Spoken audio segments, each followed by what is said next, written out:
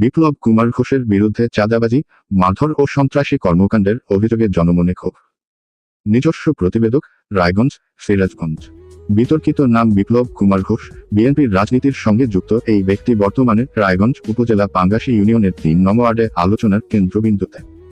এলাকাবাসীর অভিযোগ, তিনি দীর্ঘদিন ধরে রাজনৈতিক প্রভাব খাটিয়ে এলাকায় সন্ত্রাসী কর্মকাণ্ড, চাঁদাবাজি ও নিরীহ মানুষকে হয়রানির মতো নানা অপকর্মে জড়িত রয়েছেন। স্থানীয় সূত্রে জানা গেছে, বিপ্লব কুমার ঘোষ একসময় বিভিন্ন জায়গায় বাজারে একটি ওষুধের দোকানে সেলসম্যান হিসেবে চাকরি করতেন। তার পরিবারের আর্থিক অবস্থা ছিল অত্যন্ত দুর্বল। কিন্তু ৫ আগস্টের পর রাজনৈতিক অস্থিরতার সুযোগে বিপ্লব ও তার ঘনিষ্ঠ সহযোগী মিজানুর রহমান ও মান্নান দুজন স্থানীয়ভাবে সন্ত্রাসী চক্রের সদস্য হিসেবে পরিচিত এলাকায় আধিপত্য বিস্তার শুরু করেন। এলাকাবাসীর অভিযোগ, বিপ্লব কুমার ঘোষের পরিবারও এখন তার প্রভাবে অস্বাভাবিক আচরণে লিপ্ত হয়েছে। তার পিতা পঙ্কজ কুমার ঘোষ, যিনি আগে ঘরোয়া পদ্ধতিতে খোল তৈরি করে জীবিকা নির্বাহ করতেন, এখন এলাকার মানুষের সঙ্গে খারাপ ব্যবহার করছেন এবং স্থানীয় দোকানপাট থেকে বিনামূল্যে চা ও পণ্য গ্রহণ করছেন।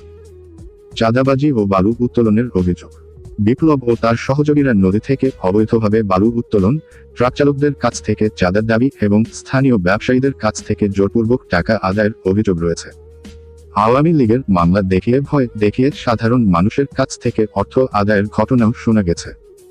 সাংবাদিক নির্যাতনের ঘটনা, এর আগে জনতার আলো পত্রিকায় স্থানীয় সাংবাদিক রুবেল তালুকদার বিপ্লব কুমার ঘোষ ও তার চক্রের কর্মকাণ্ড নিয়ে একটি অনুসন্ধানী প্রতিবেদন পাঠান। সংবাদটির ভিত্তিতে পত্রিকাটি যাচাই বাছাই শেষে সত্যতা পেয়ে প্রতিবেদন প্রকাশ করে। যদিও সেখানে সরাসরি বিপ্লবের নাম উল্লেখ করা হয়নি, তবু প্রকাশের পর সাংবাদিক রুবেল তালুকদারকে অপহরণ ও হুমকি দেওয়ার অভিযোগ ওঠে। ঘটনাটি দেশের বেশ কয়েকটি জাতীয় ও অনলাইন গণমাধ্যমে প্রকাশিত হয়েছিল। চানাচুর বিক্রেতাকে মারধরের অভিযোগ, সর্বশেষ ১৯ অক্টোবর ২০২৫ তারিখে নতুন করে আলোচনায় আসে বিপ্লব কুমার ঘোষ।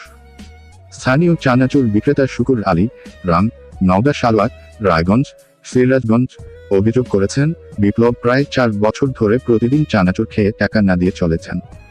বাকি দিতে অস্বীকৃতি জানালে শুকুর আলীকে দোকান থেকে উচ্ছেদ করতে উদ্যোগ নেন বিপ্লবের সহযোগীরা। পরে শুকুর আলী ক্ষমা চাইলে বিপ্লব তাকে বেধড়ক মারধর করেন। গোপনভাবে ধারণকৃত একটি ভিডিওতে শুকুর আলীকে ক্ষমা চাইতে দেখা যায়। ঘটনার পর সন্ধ্যায় বিপ্লবের সমর্থক হিসেবে পরিচিত ভদ্রঘাট ইউনিয়ন যুবদলের আহ্বায়ক মিজানুর রহমান ও মান্নান সহ কয়েকজন ঘটনাস্থলে গিয়ে বিপ্লবের পক্ষে অবস্থান নেন। এতে স্থানীয়ভাবে উত্তেজনা ছড়িয়ে পড়ে। জনমনে প্রশ্ন, এলাকাবাসীর প্রশ্ন, বিপ্লব কুমার